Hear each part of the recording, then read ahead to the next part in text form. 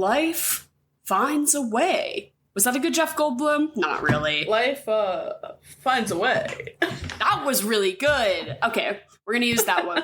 Oh, hey, hi, this is The Swamp. It's our podcast, and it's an acronym. Stand for some whack-ass movie podcasting. Here, my name is Dara, and my name is always Dara, not just here. Doing most places, I'm Dara, and I'm here with my lovely co-host, Emily, who you're Emily. At work recently, you're the Daytime Emmy. I am the Daytime Emmy. I'm the Daytime Emmy at work. It's my favorite. Shout out my coworker. I won't name names, but shout out, you know who you are, for giving me that nickname.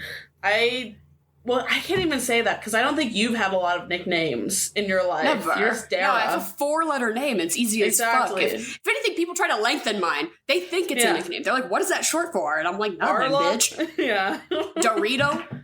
I don't know.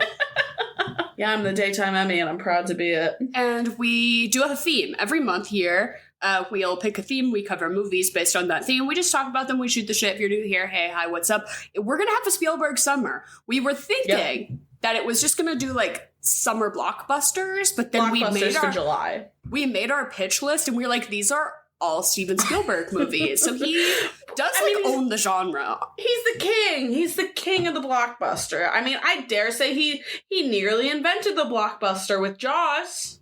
He is the GOAT. I wrote Jurassic Park, 1993, directed by GOAT Steven Spielberg. Well, yes, of course. Goated for this one. He's been goated since E.T. He's been goated since Jaws. Since Jaws, yeah. So here's the thing, though, is that you hadn't seen this before, which was wild. So there's actually a lot of Spielberg's I have not seen, and there's, like, some weird deep cuts that I have that just, like, don't check. Like what?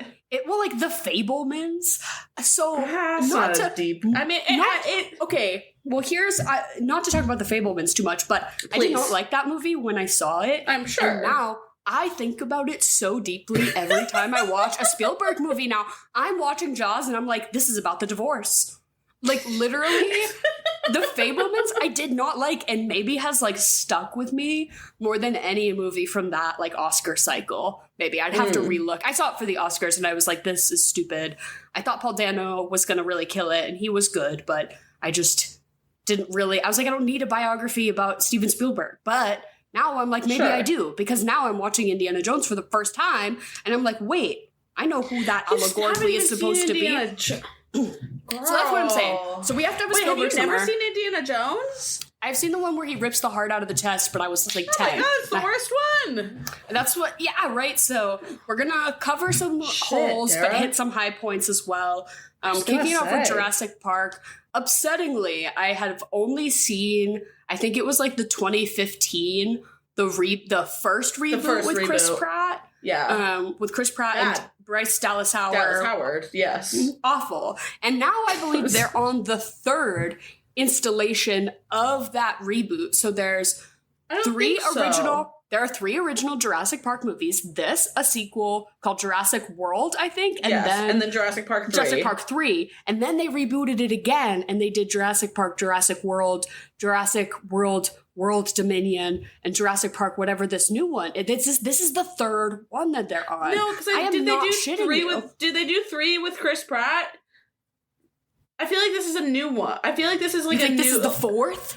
I think this is okay. I think this would be the 3rd trilogy. So it's like the original 3, which I would hardly call that a trilogy in itself.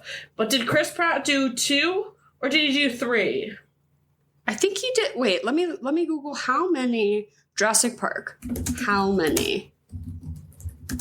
6. Okay, so this one coming out is the 6th. Whether it's in relation to the other 2 Chris Pratt ones, I couldn't tell you, because I'm certainly not going to go see it. But we thought it would be kind of timely. So, yeah, yes, there is 6, okay. Currently. The 7 with the new one, Jurassic World Rebirth. Will be number 7. That's crazy. Yeah, Chris Pratt shouts out Jonathan Bailey. I love Jonathan Bailey. See, I'm not mad. I'm not mad about this because he's in it.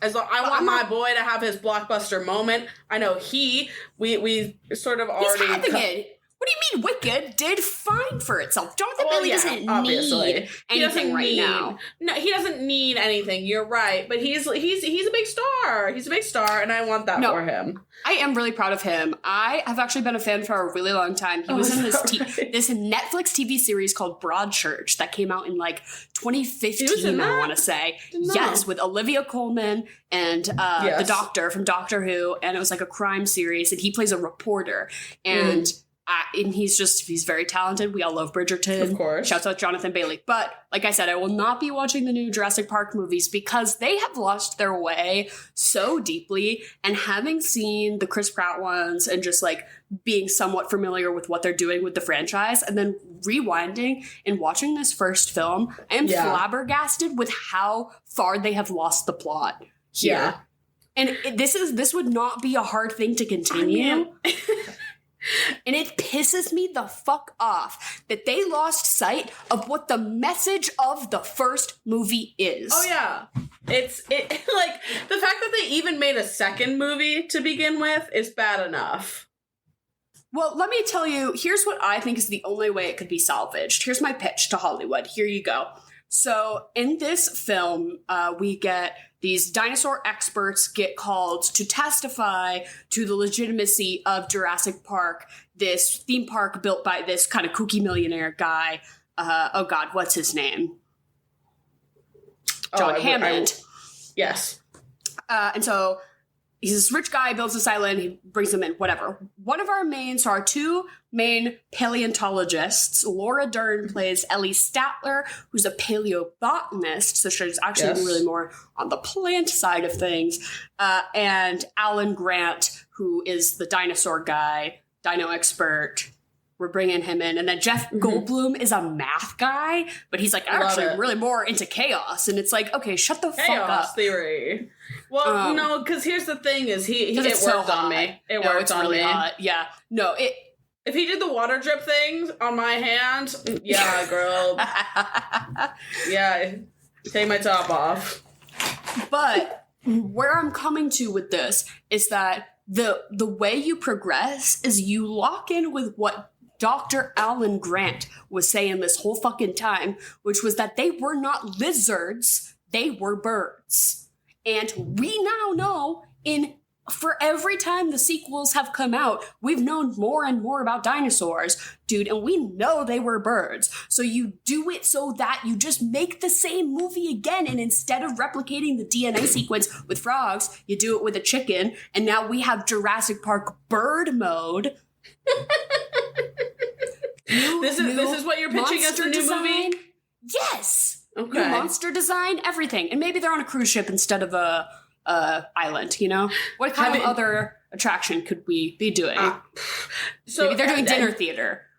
Of course. What was even the plot of the Chris Pratt one? Is they actually made the Jurassic Park and it was like a thing?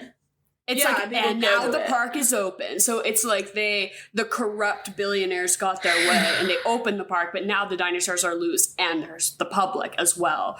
Good God. But it's all very much this man versus dinosaur, and it's always every time the bigger dinosaur comes in and eats the dinosaur that's trying to attack you. They did it in this first movie and they needed to fucking lose it after that. You're running from the velociraptor and then the T-Rex chomps the velociraptor. Okay, done.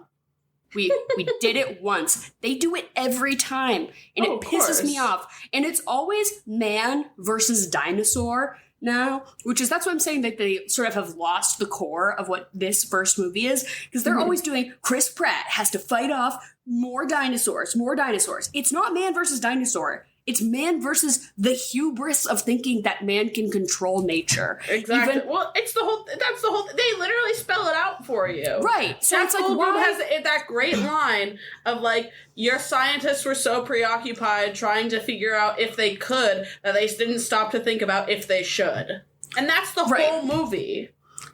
And I just think that is lost in these new ones. I can't speak on them too vigorously because I've only saw that Chris Pratt one when it came out in the theaters, and I remember being like, this sucked, I'm not seeing more of these. Mm-hmm. I will say the only thing that interests me in this new one is, do you know anything about the new one and the plot? No, not other than the cast. it's essentially that, and I just watched the trailer right before we came on to do this. It's essentially that you have the one island that Jurassic Park happened on, and then there was another research island that all the dinosaurs that were too dangerous for the original island, they left there. And now there's some sort of thing that, like, they could cure diseases with this dinosaur DNA, so they have to go get it from this insanely dangerous island. And Jonathan Bailey is like Milo from Atlantis, so... Okay, sorry, you're gonna have to say that again. I was too busy trying to find an ice pick to lobotomize myself with. That sounds awful. Because also, we get rolling it back to Jurassic Park. Your immediate thought is always, why did they even make the dangerous ones? Just make only the chill dinosaurs. Do you think they Case know? Closed. I mean, but, like, here's the thing is, because they pseudoscience this whole thing, and they're like, well, we made the dinosaurs by taking the blood from the mosquito that's fossilized in amber. But how do they know, like, in theory, like, taking that blood from that mosquito, you got no idea what kind of dinosaur you're getting there. You know what I mean? But if they were cooking it up, if they're like, throw a little frog in there, throw a little whatever, you don't think that they were like straight up, they were fully just manufacturing these. I don't think that they were, I think that's also part of it too, is it wasn't like earnest scientific discovery. It was like, how can we expedite the dinosaur park, right? And they found the DNA, and then they were like, okay, add frog, add a little something, right? I don't believe they were actually finding different strains. I feel like they just used the base model of dinosaur to just genetically build whatever the fuck they wanted. I don't know how that shit works though. I mean, hey, maybe that's why they look like lizards instead of birds. Okay, but also, I'm not gonna suggest you do a dinosaur abortion, but you start making one and you're like, oh shoot, baby T-Rex, chop that egg in half. Sorry, it's a plant eater, put it in the good pile. Fuck. You know what I mean? Did you have a favorite dinosaur as a kid? I was never a super science kid. I didn't like to be, I feel like science was for kids who like to be outside, and English and history were for kids who like to be inside. Like, that's generally speaking, you know, and I was an inside kid for the most part. I would say I like the Stegosaurus and the Triceratops as well. The ones that have spines, I think are really cool. Massachusetts, the state we live in, has a state dinosaur that the fossils were discovered here. Really which, like, neat. Not every state has a state dinosaur, but what's our state dinosaur? Do you know it? It starts with a D. It starts with a D, and it's really long. It's like Diplio-Popliothymleosaurus or something like that. It's really long. But why? What do you have a favorite dinosaur? I did actually. Hold on. But my favorite dinosaur. How the fuck do you say it? Dilophosaurus or something like that. It was the ones that have, like, they look like lizards, like modern day lizards supposedly, but they just have the big fan. Oh my god, you can't see it. They have, like, the big fan on their back. Oh, that's kind of cool. So not like, I like the ones that have the cheeks, like the one that killed. Oh, that killed that guy, Wayne Knight, in this movie. Like, I kind of like the ones that have like the monitor kind of. Those are pretty cool. All dinosaurs are pretty dope. I would say I would like more visual representation of the feathered. You know, I feel like we are still living in a lizard-based dino world where we need to move forward more with the bird situation. Can I tell you what our state dinosaur is? Yeah. Podokesaurus holyokenus or something like that, and it says it's known as the swift-footed lizard of Holyoke, officially designated as such in 2020. Which is so funny because anyone from Massachusetts should know that Holyoke is the last place that needs, like, dinosaur status or something like that. Oh my god! What, you didn't think it was the big chomper from Worcester? No, I'm talking swift-footed Holyoke. Okay. But it was a small carnivorous dinosaur that lived during the mid-Jurassic period. Yeah. Ooh, and the first fossil evidence of it was discovered by Mignon Talbot, a pioneering female paleontologist in 1910. Oh my god, and we're gonna cast Laura Dern to play her in the movie. Of course. Well, of course. Get her in a bonnet, please.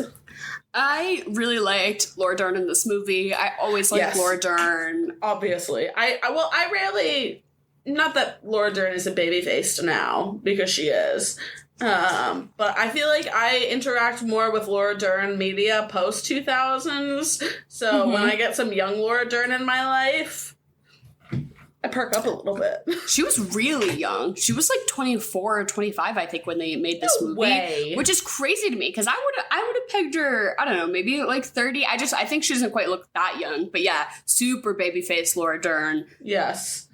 But I really liked in this movie, usually like a romance or like a side plot or a love triangle will like really set me off. But I actually really liked this dynamic between the three of them, because we had this like quietly confident relationship between Laura Dern and Sam Neill, right? Yes. Like they were like partners in crime doing their big dig or whatever. Yeah, but like that's a life partner. But you immediately kind of know that they're not married, but there does seem to be some like life partnership sort of status, because we get sort of a conversation about kids and like very quickly having them or not having them. So it's very much established. Like they do not do any PDA. They don't kiss really ever in this movie. Do they? They don't hug. They don't touch each other. He's not ever like, oh, this is my wife, the plant lady. Like she is her own entire independent character. Then when Jeff Goldblum comes in this, for sure, she's like, you guys can get back on the ride. I'm healing this Triceratops. I'm let me live out my dream. Thank you.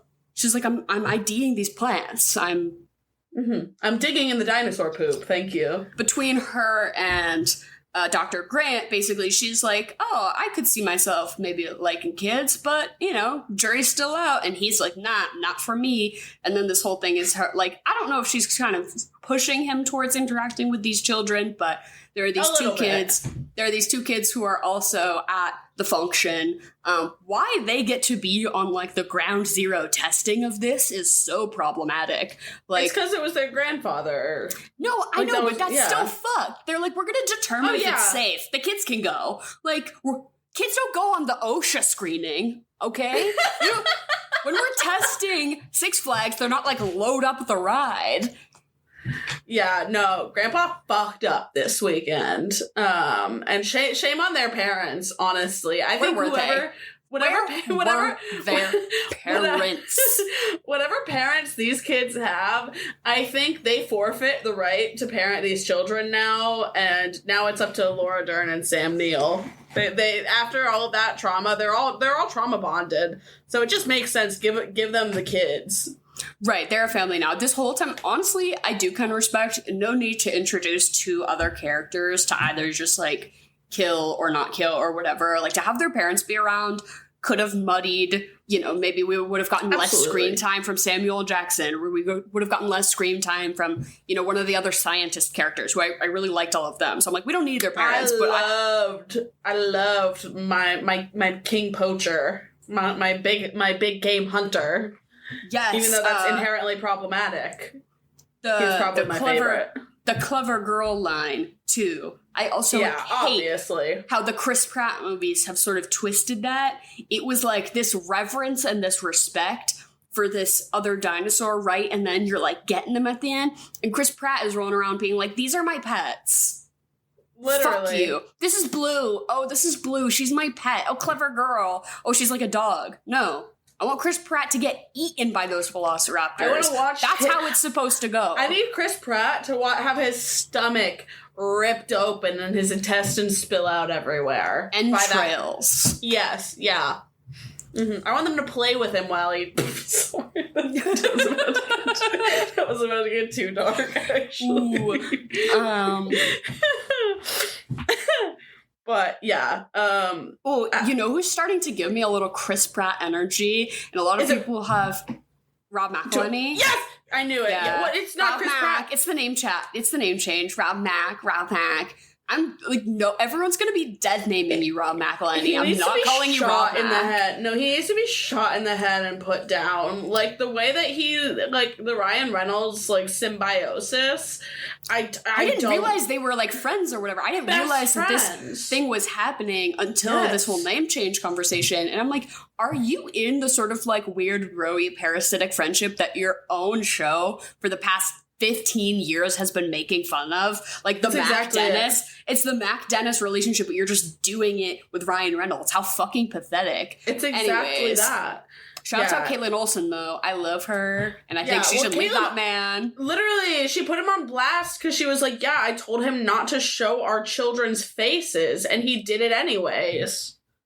Oh my God. Also like, in a documentary.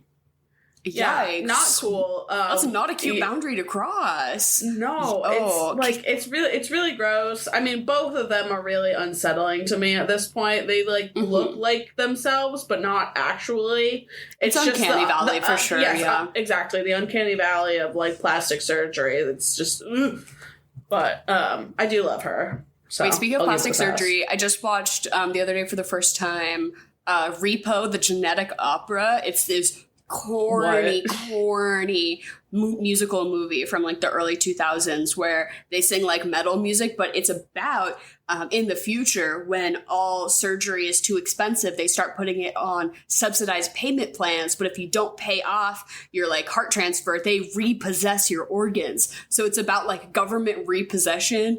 But then everyone, because it becomes this like financial trap, everyone starts getting plastic surgery because it's like, oh, I can just Klarna, I can just Klarna my lip filler. So people start doing crazy shit. But then the repo man comes after you and is like, I'm going to need those 10 milligrams of injections from your lip.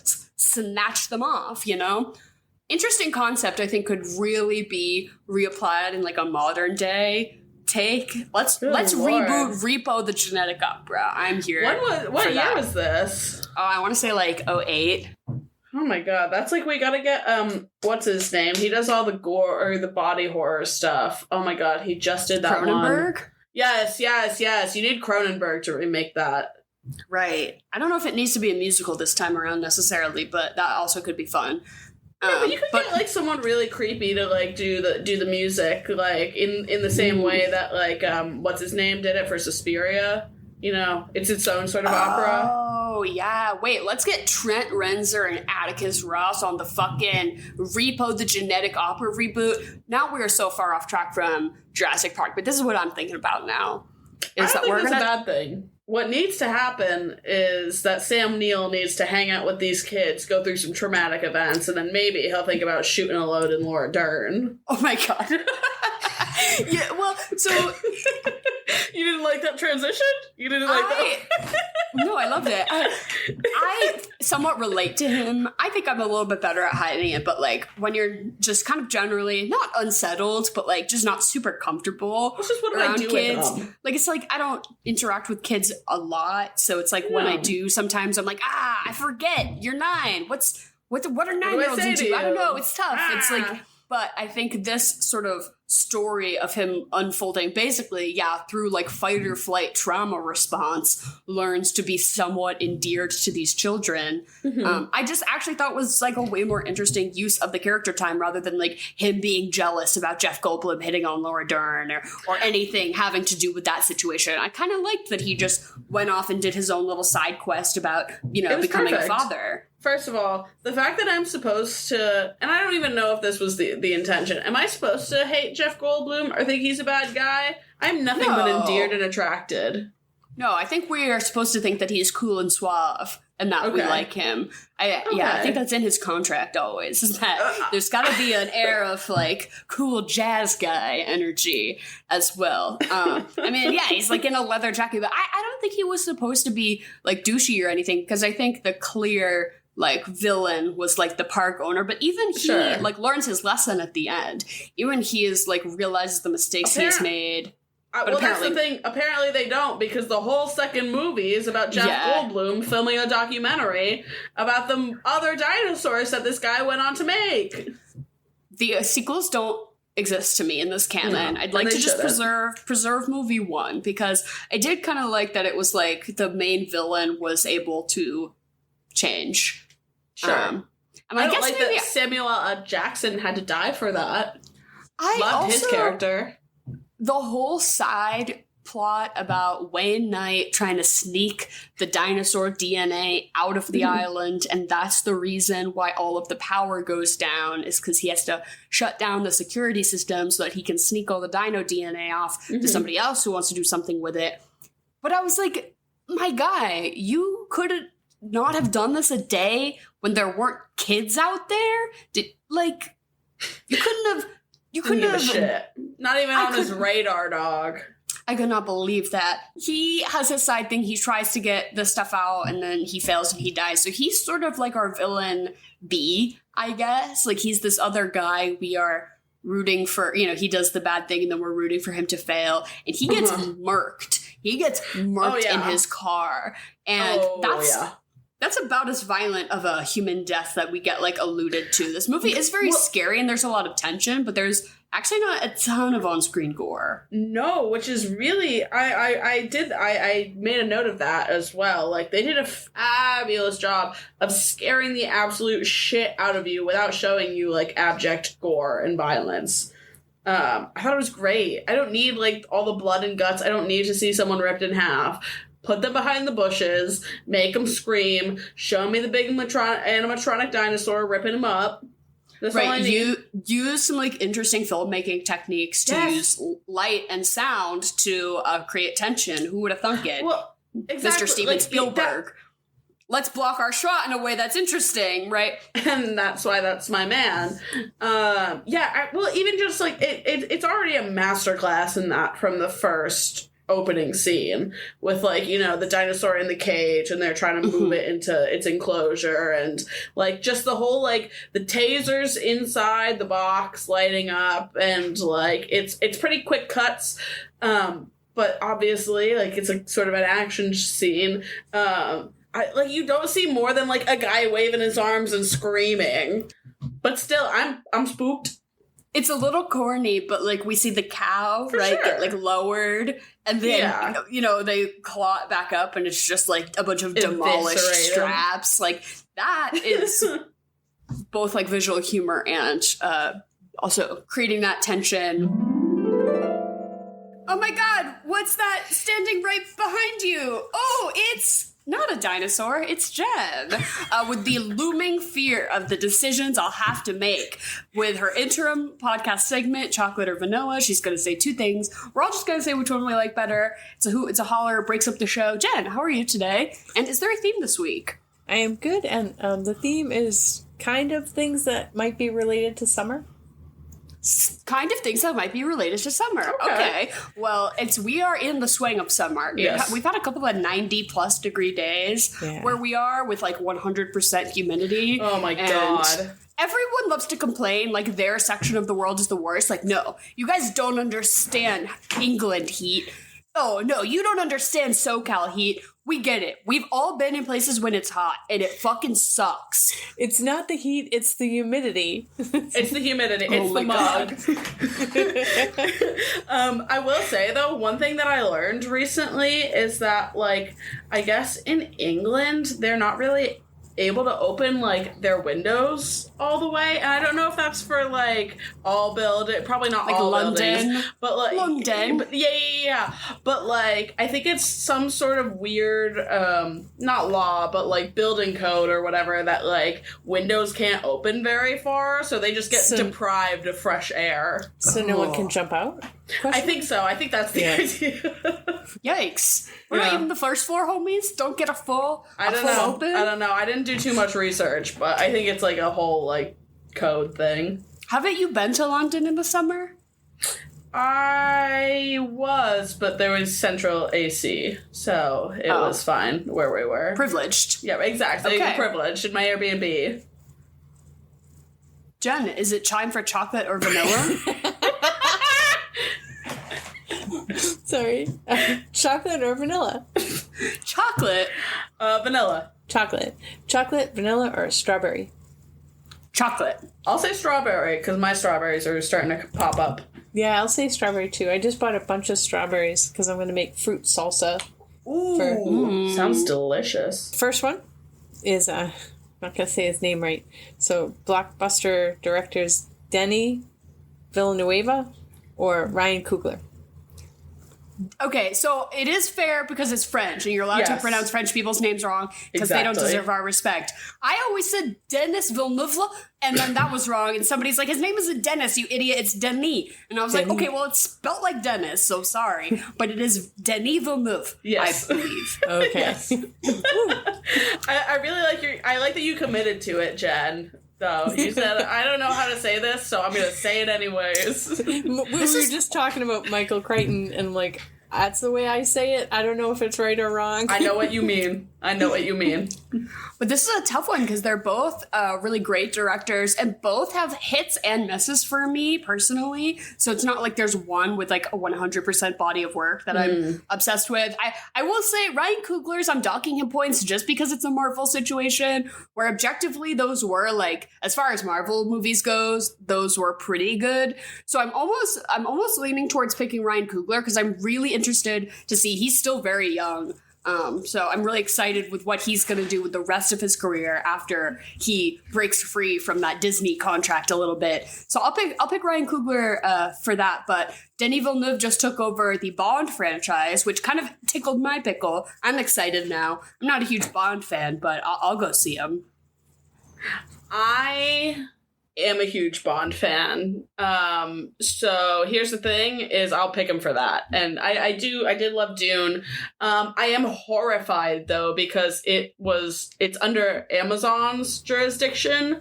And I don't know if you guys have seen the people that have sort of been like, Yeah, speculated.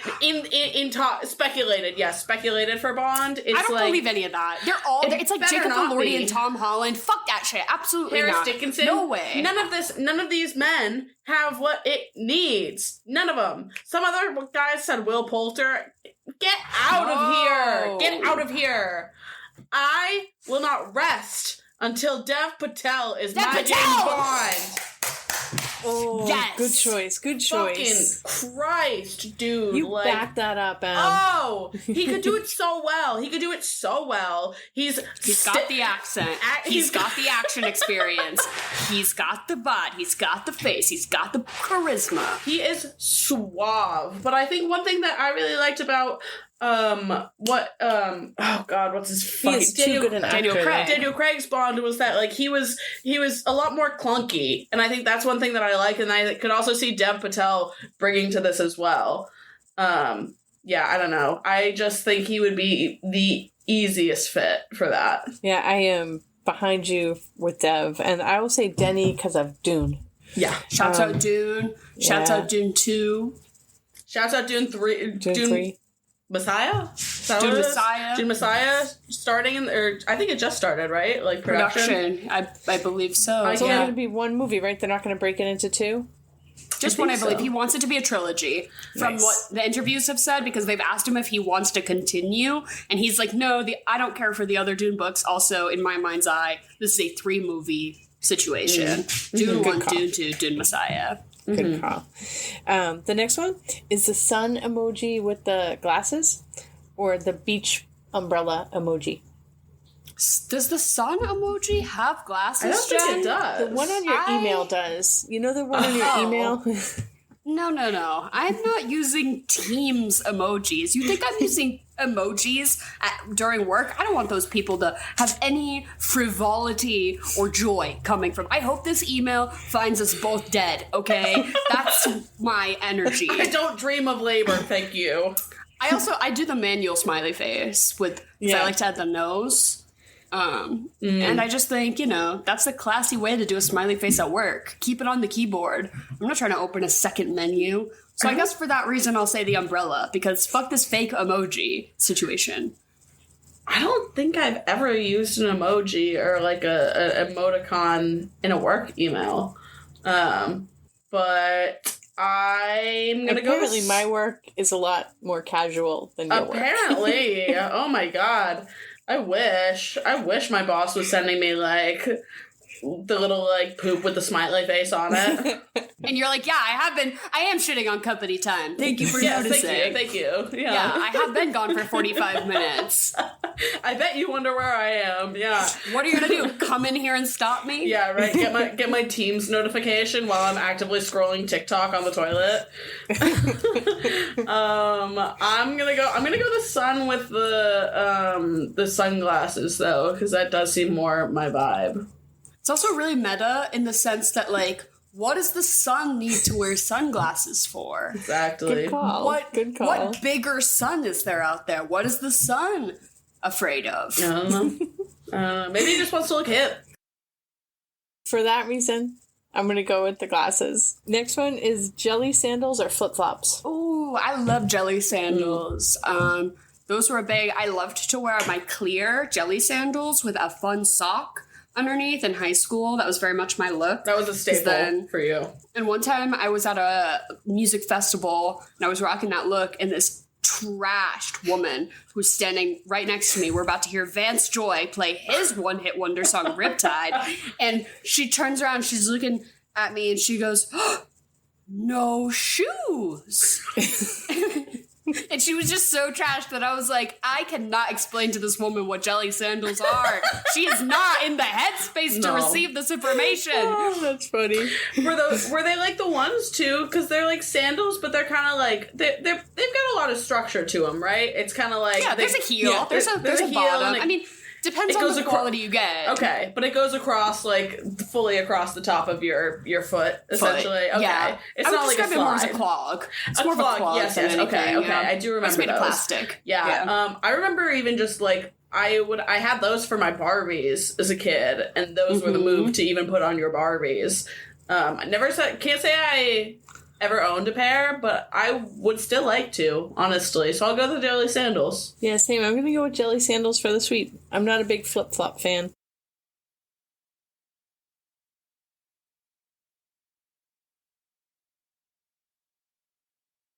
Route. I'll rather the over-the-top slide type sandal. Yep. I also like my sandal to have a heel, a back.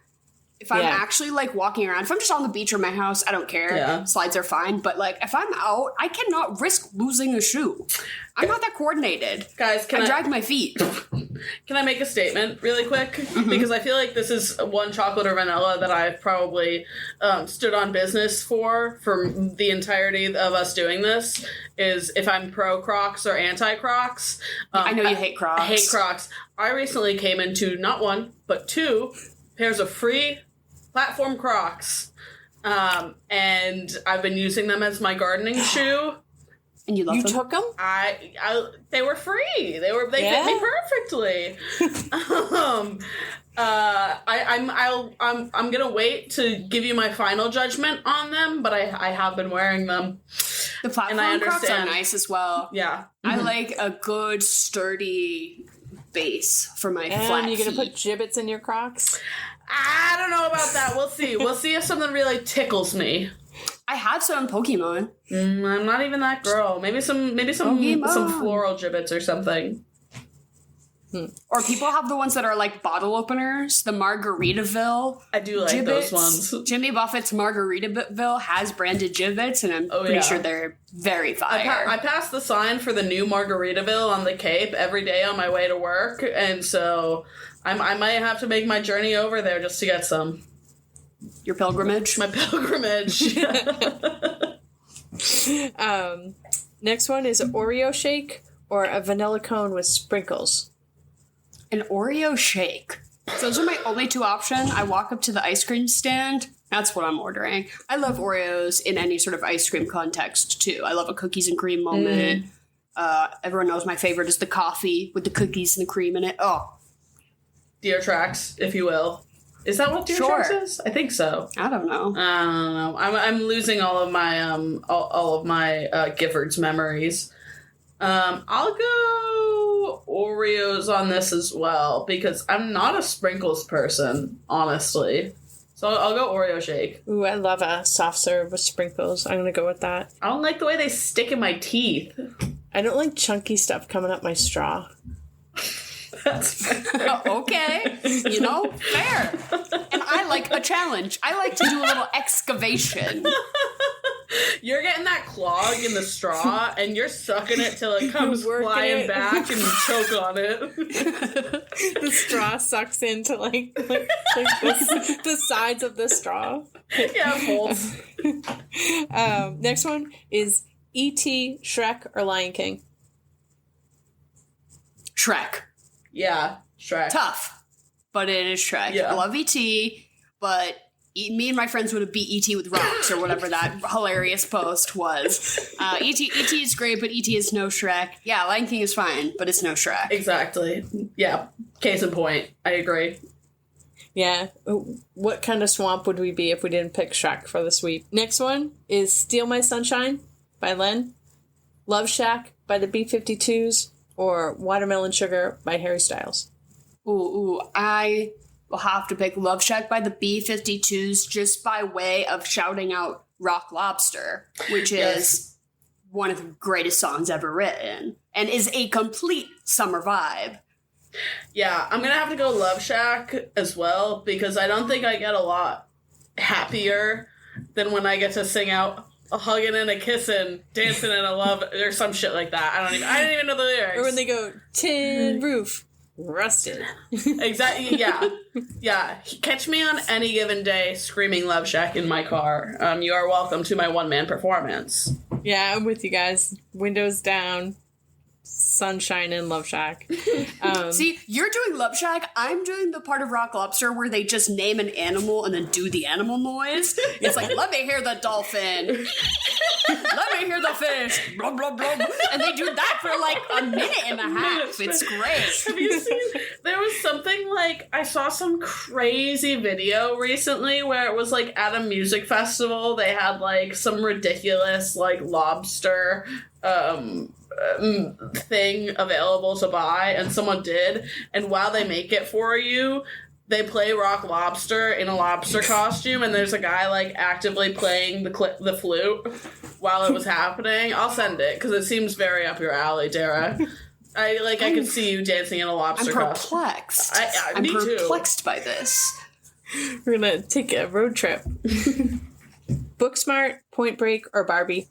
Barbie, to me, feels like the last cultural bastion of like women's rights before things really got bad. Does that ring true? Like the Barbenheimer, the Barbie marketing campaign, everyone's hyping up Barbie. We're tearing down the stereotype that Barbie is just hot. You know, we're bringing in scientists, Barbies. That whole thing was just really cool. And now I just feel like we live in hell. So I'll pick Barbie. I'll actually go Booksmart, because I feel like that came out like in a time where everything was, not as bad but simpler, and it personally holds a soft spot in my heart because I love watching that movie with my sister. So Nice. I will go with Point Break. Next one is a bucket hat or a hookah shell necklace. Oh, puka shell necklace does make a statement, but I have a bucket hat that I love. Hookah shell, not hookah shell, right? Hookah shell. Smoking that hookah shell necklace. No, it's puka shell, yeah. But I'm gonna pick the bucket hat. I have a really good bucket hat. I think it's meant for a dog because the label like has a paw print on it. But I don't know, because it's a really good. It has Bacardi, like the Bacardi rum brand. it can't be made for a dog. I don't know. The label has like a paw print on it, which is really throwing me off. But it has these little There snaps. are dogs with a head that is your size. But wouldn't they need for ear sure. holes? They would have to put ear holes in it Well, if it was for a dog. the sides snap up. So there are these little buttons where you can turn the bucket hat into like sort of like a safari, sort of pseudo cowboy hat. I don't know how to describe it. I know what you're talking about. My brother used to have one. I feel like yeah. I've never seen this hat on you, Dara. It's a new development for me. Yeah. I'll go bucket hat as well, though, because I think especially during the summer, need that. I know my skin is clear. Mm-hmm. I need SPF 150 of course. And a hat and the umbrella emoji. Yep. Okay. Same. I'll go bucket hat. Last one is that white braided sailor bracelet that you wear all summer till it breaks, or GIMP? Oh my God, GIMP. Sorry, Nobody what? knows. Jen, you can't just say that word. Jen, I don't even think Jen knows what the bad, or not bad, but just, the sexual other connotation of the word GIMP. I think Jen does not know what that means at all, which is hilarious. And you know what? I'm not going to tell you, but I love what she is referring to is this flat plastic string that we used to like make together. friendship. You make friendship bracelets with them. It's called like GIMP string. So it's like I'm doing my GIMP. So I will pick the GIMP. I was a GIMper. I was a GIMper back in the day, back at summer camp. What was my first option? Those ugly like sailor rope bracelets. That. I'll make a friendship bracelet any day. You put them on and then they like shrink a little bit when they get wet, so you can like leave it on all the time. Sure. Like just indefinitely. But Sure. they're white, so they get rank so nasty. fast. Yeah, I'll go friendship bracelet. Or like GIMP bracelet, whatever. I'm My gonna friendship get some GIMP. I'm gonna get some GIMP this summer. Thank you as always, Jen, for giving us some summer-themed chocolate or vanilla questions. We love you, and we'll see you next week. Okay, I love you guys. Have an awesome night. Bye, love you, bye. Jen. This movie was visually so striking to me. I caught a little bit of an ick because I thought they were going to really overuse some CGI. And then I was really pleasantly surprised with the amount of animatronics and robots and what was clearly like actual physically existing in the space dinosaur props. Because we get that first scene with what are the ones with the long necks? Bronchosaurus? Bronchiosaurus. We get that first. Yes. They roll up in the Jeep. And, Laura Dern is looking at something else, and we get that iconic, she won't turn around and see it, and then she sees it, and we're very much captured in the awe and wonder of this dinosaur world. That's the other thing about this movie. This movie spends the first half being in, reverence and appreciation for the marvel and beauty of nature that is dinosaurs. And then the second half is the horror movie about when it turns bad. That's all these remakes and sequels don't have any more of these sweeping shots of them just existing in nature and running through the meadows and the scientists being excited to learn they do run in packs and they are eating this kind of leaf or whatever. There's none of that anymore. It's just big dinosaur scary. Yeah, exactly. Which is not also not the takeaway. but those Bronchiosauruses were looking crunchy. And I was like, oh, and then we pull out to a wide, and then they're off in the distance, and it's and they look fine, low key in oil painting, and you're like, this is where you need to utilize the CG, because then when we get to those up close shots of the T-Rex, I'm like, I can tell that that's fucking real, they built something. Oh, absolutely. Yeah, no, I thought, honestly, I mean, obviously, compared to what you can produce today. Yeah, it doesn't look fantastic, but I would say it looks holds up. Holds up. Looks amazing for its time. 1993 is the year this movie came out, and I think, let me see if I have this right. That's the same year that Alien 3 came out. 1982 Alien 3 came out. If you've ever seen that fuck-ass movie, oh my god. Obviously, I know it was the beginning of CGI and everything like that, but holy fuck. It's so bad. And just seeing what the next year someone else did that is just, solid, I'm like, okay. Okay, he just didn't know what to do with it. He didn't know what he had on his hands. Steven Spielberg, though. I also feel like it's used so sparingly. It's also used in joint, together with the animatronic. It's we're using the CG to just help the animatronic or to show that the car is flipping without actually flipping a car. But, the car was there to begin with kind of CGI versus okay, this whole thing was filmed in a sound studio and, or, in a green screen room. We're just going to post that in. I don't know, there's just a weight to it. And when it comes to lighting too, I think that's why so many movies now, the lighting looks so flat and terrible is because we're all doing it digitally. You need to crank that up by 1,000%. the stark contrast, the second half of this movie is all in the rain, in the dark. We have these striking beams of light, like illuminating certain aspects. Again, that's how you maintain that beautiful PG-13 rating, because you can only show just a little bit of the scary thing and then leave the rest to the imagination, and that's how you make that work, which I feel like, again, these more current movies are not doing it like that. I don't know. Yeah, I will say, though, on the flip side of that, I am very excited for the new James Gunn Superman. It's James Gunn, right? It is. I was like a medium level of excited, because I just don't really care for it. I like that Nicholas Hoult is there. I like that Nicholas Hoult is there. I do really like David Cornsweet, though, and I do think he is the perfect progression from... What's wrong? I thought you liked me! Yeah. That's just what I think every time when I see him. I'm like, girl? I think that he is the natural progression from fucking Henry Cavill in those fuck-ass movies. I can't wait to see his nerdy little ass as Clark Kent. It's gonna be awesome. But there... You'll have to let me know, because my stance was that I wasn't gonna see it unless somebody I trust told me it was good. I'll see it and let you know. But they used, like, a lot of, like, real sets and things like that. And you can see it because they've done a lot of promo, like, sort of on the set and everything like that, which is something you can't do when your whole entire set is a green screen. So it's gotten me very excited. I'm a fan of James Gunn's previous work with the Suicide Squad sequel. Yes. And he did the Guardians of the Galaxy movies, actually, which did have their merit at the time.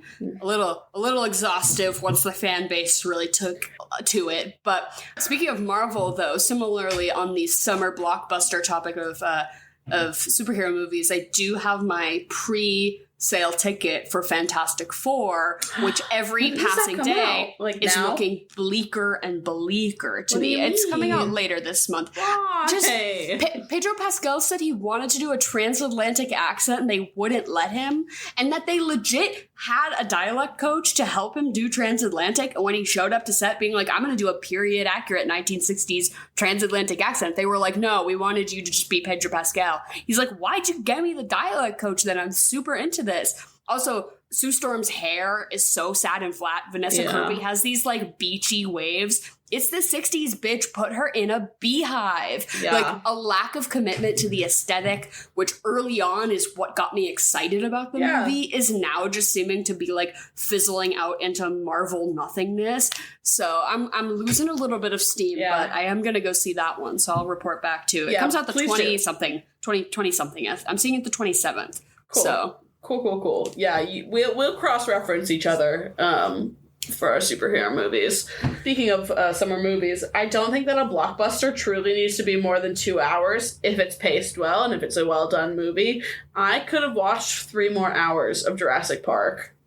Oh, yeah, it's a solid 2, basically. And right on the nose. And it almost just functions as like a 2-act film where you have the first hour and then the second hour. Yeah. Which considering that, like, two weeks ago we were talking about The Hunger, and that was a 2-act film, which was not done well. I was like, okay, this I can get behind. This I'm here for. Oh, but I'm like never one to complain about a runtime, because I love to be at the movies and I love to watch movies. So, initially I will have no issues. Another thing about Fantastic Four, there was all of this complaint about a 2:10 runtime. It was published like on IMDb that it was going to be 2:10, and there was such an outcry that there was like some like cutting room stuff that happened, and now it's less. Now it's like an hour 40, an hour 50. Why? Because people were complaining about the runtime. People were like, I'm not going to see it now. So I think they shortened the movie, or it was like released wrong or something. But everyone complaining about a 2:10 runtime for a superhero movie. Grow up. I was going to say, especially for 2:10 is okay. Don't get me wrong. I am so pro 90-minute movie. Okay. Everyone knows it. You know it. Anyone that's listened to this this podcast for more than one episode knows it. But I think if you're gonna make a big, fabulous blockbuster movie, it needs to at least be 2 hours. What? Right. Where's the time for the action? I don't understand. I just worry about, like, the shortening attention spans, and if the general public just continues to complain in this way, we're brain dead. What are we gonna lose? Like, what's gonna get left on the cutting room floor that, like, could have been really cool, but because now everyone has to have the 90-minute film, we can't do. Come on, guys, we can't do a 2:10 Fantastic Four movie. I know you bitches that sat through the fucking Brutalist. Come on. Well, the same bitches sitting through the Brutalist are not the bitches complaining about the 2:10 runtime. That's true. But I will say, that being said, a bad Marvel movie that's, like, pulling teeth, 2:10, could easily feel like 4. And, you know, when you're watching the movie and you're like, I'm cutting this in my mind, I'm doing an edit, that is a terrible feeling. And I will say there's always a place for the 90-minute film. But I hate this discourse about, I don't know, complaining about long run times. What else are you doing? You want to look at your phone that bad? Just don't go to the movies. Just don't go to the movies if that's what it is. Then there's nothing. Or learn how to sit still for a period of time and focus on something. Yeah. No, I know we talk about it a decent amount on the podcast, but I feel so fucking lucky that I got out of school before the AI apocalypse came on. Oh, everyone's talking about it like we're getting on the last plane out of Vietnam. That's genuinely what it feels like. No, I saw a great TikTok that was like, I got out of high school before vaping was a thing, and I got out of college before ChatGPT was a thing, and it straight up is like being the last. But I don't like that rhetoric so much because I don't want to undermine that all young people are stupid, illiterate, vaping babies. Like, that's not necessarily true. No, you're right. I don't love that. But I'm glad that I personally am not in the situation where that is the norm. Like, where that is, you know, that vapes and ChatGPT are being pushed at me so aggressively that you're in the minority if you try to avoid them. Like, it's very scary times. Just read a Wikipedia page for fun. Like, please. That's what Tim would have done. That's what Timmy in this movie would have done. Oh my god, Tim, who plays the bassist in the terrible Bohemian Rhapsody movie. He plays John Deacon. That's him. What's his name? He's like a working actor. He's in stuff. No fucking way. Yeah, that's awesome. Joseph Mazzello. Oh, that's fucking awesome. He played Tim. He's booked. He stays booked. And these two kids, the younger boy is really into dinosaurs, and he like admires Dr. Grant, and he's like, I've read your book, and I'm gonna be an annoying, 8-year-old. I'm gonna be a kid. Dinosaurs. Yeah. And then his older sister is named Lex, and she's a little bit more like aloof, and we don't learn too much about her other than like she's kind of scared of the dinosaurs, and she's not as into it as her brother. She's kind of like, whatever, this is your thing. Yeah, she's a hacker. She calls herself a hacker. She's a computer don't really girl. Get this about her until like the second half of the movie. Yeah, where he's like, oh, she's a nerd, and she's like, I prefer the term hacker. And I'm like, oh, so when is this going to become relevant? Of course. And then it's when they finally get into the main area or whatever, and Wayne Knight's computer, nobody can get in it to put the locks back on the doors, and she's like, oh, this is a Linux system? I know this, or whatever she says, and she basically just does the hacking thing where she's like, I'm breaking the mainframe, and then a bunch of like lines are connecting a bunch of boxes. But yeah, this teen girl, or this, young girl, she's the coder who saves the day and cracks the impossible firewall that even Samuel L. Jackson couldn't. Of course. Well, of course. So I love that for her too. And it wasn't like I felt like this movie did a really good job with handling gender and these female scientists. I think they did a great job. Existing in their own space and having autonomy and stuff. There was just the one line that I felt like shined a little bit too much light directly in my eyes, being like, I'm not sexist. I'm Steven Spielberg, and I want you to know that I respect women. Is it the... And you know what I'm talking about. I just know that in 1993, the line...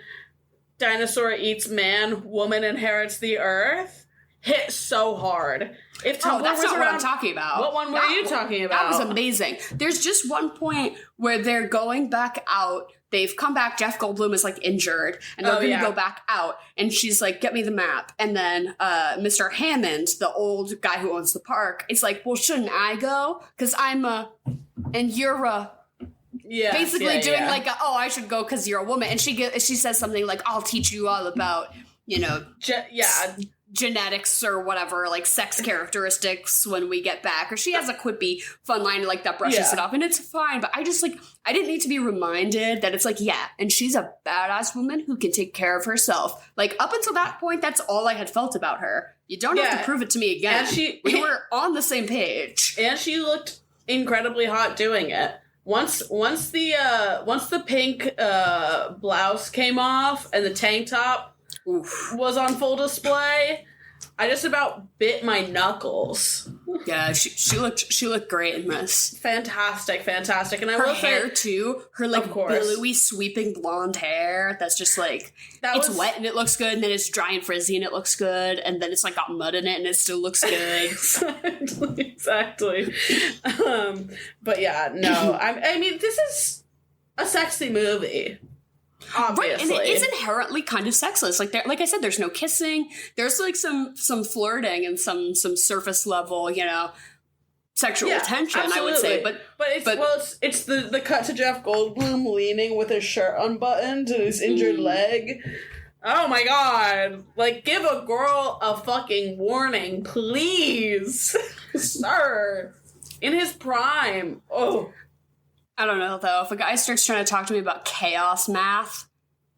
It would have worked on me. I'm sorry. My brother is dead. It would have worked on me. No, if he did that... thing, maybe. Come on. The line, "I'm always looking for a future ex Mrs. whatever." Malcolm. Yeah. I'm like giddy just talking about it. I'm like... Can we talk about how Steven Spielberg did PETA hitting the force field before it was PETA hitting the force field? Oh my god, with the zappy, what do you call it? Electric fence. The electric fence. I'm sorry. Okay, I know this has been said recently, but we need to bring back rag dolls. Because watching that rag doll fly off of the fence had me screaming. Yeah, back in the argument for practical effects, throw a rigid dummy across the screen and then cut to a real person on the ground. That shit is so funny. And no matter how seriously you're trying to get me to take this action sequence, I will suspend that for a funny dummy cutscene. Like, you can let us have that. Yeah, exactly. I don't care what movie you're making. Throw a dummy in there. Cut the CGI. Use a dummy. Throw a ragdoll across the scene for no reason. Be like, "Oh, let me just sit down on this chair." And then it's like a person starting to sit down. And then it's a dummy crashing into a chair.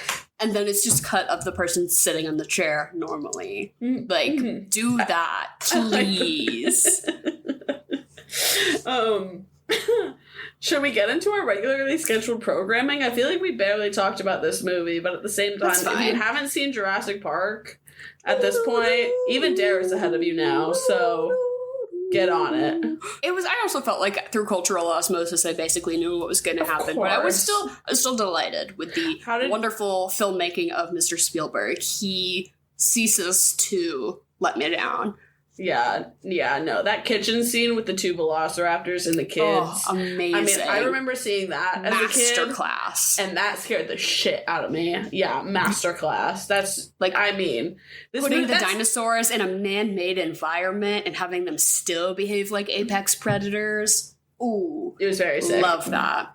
Mm-hmm, mm-hmm. Watching the raptor ram its head into the reflection... Love. Right, outsmarting the dino using mirrors. Genius. But you said let's get into our regularly scheduled programming. If you're having a little Jurassic Park party, you're having the girls over, maybe you're going to go see the new one. What are you going to eat and drink? Okay. This is a boy movie to me. Sure. I wanna act like not act, but I wanna get into that like 11-year-old boy mentality for this one. And so immediately my mind went to like appetizers. Wings in particular, since we're talking mozzarella sticks. Mozzarella sticks, sure. But I don't think any of that really cut it, honestly. So I got a little crazy with my suggestion. I was stuck between wings and fries or nachos. So I say, why not do both? I think that one of my favorite ways to consume buffalo chicken is on a chicken bacon ranch pizza. I think you make your own chicken bacon ranch nachos.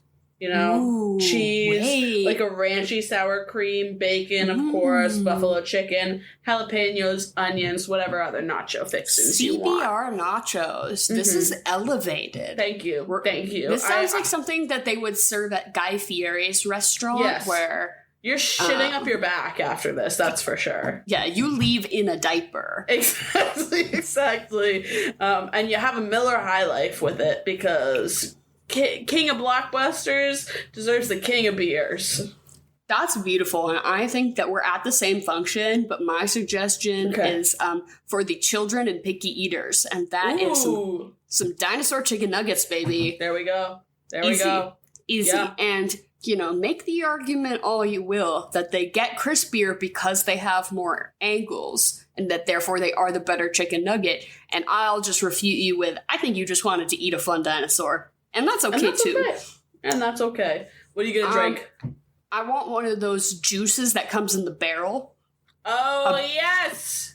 A barrel juice. We really are the same function. Yeah, I want dino nuggets and barrel juice, and that's served for, the babies, and then the adults can have the Miller High Lifes and the CBR nachos. I'm loving it. We can use some of the dino nugs. We can coat them in the buffalo sauce, and we can put those on the nachos. Ooh, actually, we're making chicken bacon ranch nachos, but we're using dinosaur chicken nuggets as the base instead of chips. And then this sounds like actually you're just melting a bunch of shit on top of chicken nuggets and making them like, I don't want scalding hot cheese on my chicken nugget on the outside of it. I take it all back what I said. These need to live separately. Okay, fair enough. And then who are you fucking? After you've shit up your back, leaving this function. Oh my god. Okay, so it's obviously between Laura Dern, Jeff Goldblum, and Sam Neill. I think I'm going to marry Laura Dern. Obviously, I'm going to fuck Jeff Goldblum, and I'm going to kill Alan Grant. Duh. See, I don't want to kill Alan, honestly. He's not the obvious choice, but he did really win me over with the Brachiosaurus call, hanging in the in the tree with the kids. I found him very endearing. I also just really I respect a man that does not need to, like, get aggro over his woman. He's like, I know where we stand.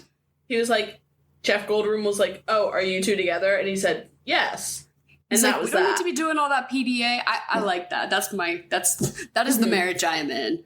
Not quite as severely, but I appreciate the platonic, of course, front. Yes. With that being said, I will still kill him, marry Laura Dern. Easy. Yeah. And then opening it up to the entire cast. Oh well, I'm gonna marry Samuel L. Jackson. Obviously. I'm gonna kill the unseen parents of these children. That we do not see. I'm gonna hold them for sport on this island. Yeah. That's another. Have we never done the hunting people for sport aspect, or have we ever done in the Jurassic Park sequels? Do they ever get around to like letting billionaires hunt the dinosaurs for sport, and then they like really get their comeuppance? That would be a good take. Honestly, yeah, that would be. Man's hubris. Man's hubris. It's all about man's hubris. Man's hubris that he can take the dinosaurs down. Mm-hmm. No. And then, if I could, I'm gonna marry Sam Jackson, I'm gonna kill the parents, and then, who am I fucking, the guy who gets killed by the raptor, yeah, exactly, and that's the safari guy, the raptor trainer. Yes. Yeah, I agree with you there. I'm also going to fuck him. I'm still gonna marry Laura Dern, but I'm gonna kill the scientist that we meet in the first half of the movie, who's like, no, you idiot. They're all females. They're all females because we're so smart and we genetically engineered them like that. I didn't like his B.D. tone. Wong? Yeah. Is that B.D. Wong? Yeah, I'm B.D. killing Wong, him. yeah. He also appears in the sequels, which means that he made it got out. No, not in my story. Yeah. And like using the robot arm to like engage with the eggs. I did not like that. Nasty. But what are you gonna... Okay, so hypothetically, you have this party, you leave with your new wife, Laura Dern, you fuck for days, and then you're gonna pause and watch a movie together in bed, under the covers, on the laptop. What are you watching? I think she's gonna love it, because I'm gonna make her watch Planet of the Apes with me. She is gonna love that! And she's gonna love it. Because oh my God. That, to me, is almost like... a franchise, if you will, that kind of did a better job at evolving and changing the story while still keeping at the core of, the ape shall not kill ape, man, the hubris of man, science, altering science, all of that. I feel like, are the later ones great? Like, no. I don't think it's incredibly successful, but I do think the Planet of the Apes movies are worth checking out and would maybe stand higher to me ranking than the Jurassic Park franchise as a whole. If I'm looking at the whole thing and what they've done with it, like, I just think Planet of the Apes takes that kind of similar concept and does it a little better. I can't say I've seen any Planet of the Apes movies, so I will take your word for it. I'm also going with a franchise, though. I brought it up earlier, but I think you pivot and go to Alien. I think it's a similar plot. You're dealing with this sort of unknown species. You are being actively hunted. And it's got the same sort of sci-fi action that I want. It's an amazing sort of film. SIGs inside sci-fi that I love. Exactly. I wish Samuel L. Jackson, as his character in Jurassic Park, would have been there on that spaceship. On that ship. Yep, absolutely. He'd have fit right in. Things would have gone differently if I was on that plane. Sigourney Weaver, you're now part of a larger universe. And what are you gonna rate this movie? I give it a 9 out of 10. Easy. I was gonna give it an 8. Yeah, like timeless, classic, solid. Could we remaster some of those chunky brachiosauruses a little bit? I think maybe. Sure. But I'm not gonna hold that against it too much. Definitely up there for me as a Spielberg great, for sure. Really showing his eye for filmmaking and how innately good he is at all that shit. Absolutely. And that kicks off our Spielberg Summer. Thank you for listening. Thanks for joining us, guys. Covering probably some Indiana Jones, probably some Jaws. If you have any other Spielbergs, I was going to say that we haven't covered before. We've covered E.T., but what else of the Spielbergs have we've covered? Oh, we could do Hook. No, I'm saying what have we done so they don't suggest it to us. What have we done? We've done E.T., but other than that, I think you can suggest almost any other Spielberg to us, probably. I don't think we've done Catch Me If You Can. So let us know. We did that, right? We have done that one too. Yep. But other than that, really. But let us know what your faves are, because he spans across generations. Yeah, if you guys want us to do the BFG. Hey, and who's to say? Maybe there's some merit there, but probably not. Probably not. That seems like one of those end-of-career cash grabs, I could use a new jet ski kind of situations, but he had to fund the Fabelmans somehow, he had to do some low work for Disney to earn his points. But goodbye, good night, and have a lovely rest of your evening, week, month, summer. And get your ass to the movies. Go see something.